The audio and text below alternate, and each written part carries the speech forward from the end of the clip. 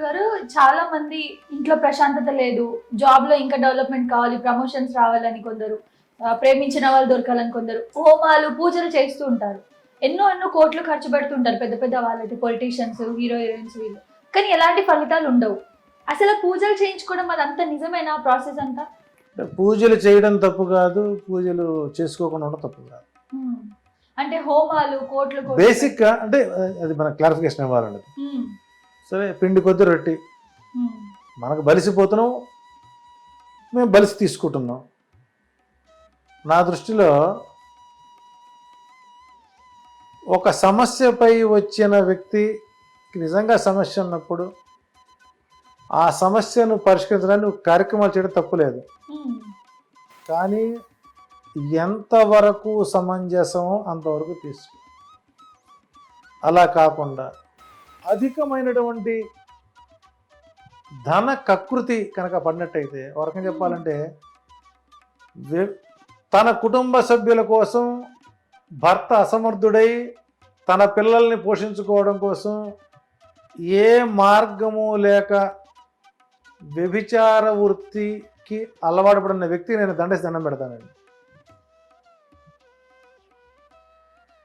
నీవు చేసే పని అంతకంటే దరిద్రమైంది అని చెబుతాను. అది కడుపు కోసం, నీతి కోసం బతుకుతుంది. ఒక కార్యక్రమం చేయి, తప్పు లేదు. కానీ ఆ స్థాయికి మించి డబ్బు తీసుకున్నావంటే నీవు వ్యభిచారి కంటే దిగజారిపోయినటువంటి వ్యక్తి. నా దృష్టిలో అలా తీసుకునేవారు ఎవరైనా ఉంటే వాళ్ళకి నేను వ్యభిచారిని గౌరవిస్తాను. మనం తీసుకోకూడదు. ఎస్, నువ్వు కష్టపడు, ఫలితం వచ్చింది, వాళ్ళే నీకు ఆనంద ఇచ్చిస్తారు. ఫీజు తీసుకో, ఉచితంగా చెప్పొద్దు. ఇచ్చేవాళ్ళకి ఇచ్చోటి తీసుకో. ఇప్పుడు నేను ఒక చోటుకి వెళ్ళాను, దరిదాపు నేను 30 minutes అనుకున్నది 3 hours అయింది. డెప్త్కి వెళ్తున్నా, ఇంటికి వెళ్ళి వాళ్ళకి 50,000 రూపాయలు తీసి ఇచ్చారు. వద్దండి, నా ఫీజు ఇంతే, నా లిమిట్ ఇది దాటి నేను ముందుకు పోను అని దండం పెట్టాడు. ఇట్టగే ఒక ఏదో 10 లక్షలు ఇచ్చాను హోమానికి, మరి అంత 10 లక్షలు ఖర్చు నాకు ఎందుకు పని కాలేదని అడిగాడు ఆయన. దానికి ఏం చెప్పుకొచ్చానంటే, దృఢ కర్మలు, అదృఢ కర్మలు, దృఢ కర్మలు 3 రకాలు ఉంటాయండి. ఒక్కొక్క జాతకంలో ఒక్కొక్క జాతకుడికి వీడు దృఢ కర్మకు చెందినవాడా, అదృఢ కర్మకు చెందినవాడా, దృఢ కర్మకు చెందినవాడా అని నిర్ధారణకు వచ్చి, మీరు కనుక అదృఢ కర్మలకు చెందిన వారైతే మేము ఏం చేసినా అది పరిహారం అవుతుంది.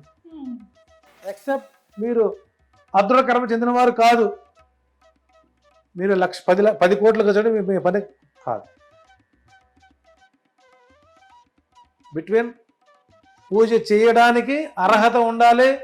మనం ఈ పూజ చేస్తే అతనికి శాంతి వస్తుంది అనుకున్నప్పుడు అదృఢ కర్మకు చెందిన వాడి జాతకుడికి చేయాలి తప్ప ఎవడబడితే వాడికి కూర్చోబెట్టి పై నీళ్లు చల్లి కింద నిప్పు పెట్టి మెడలో దండేసి ఆశీర్వాదం చేస్తామంటే రేపు పొద్దున మనకు మెడలో దండేసే పరిస్థితి వస్తుంది.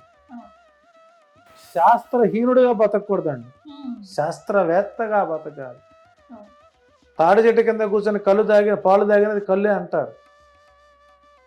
కాబట్టి ఇక్కడ జ్యోతిష్యుణ్ణి ఎంచుకోవడంలో పబ్లిక్ మోసపోతున్నారు.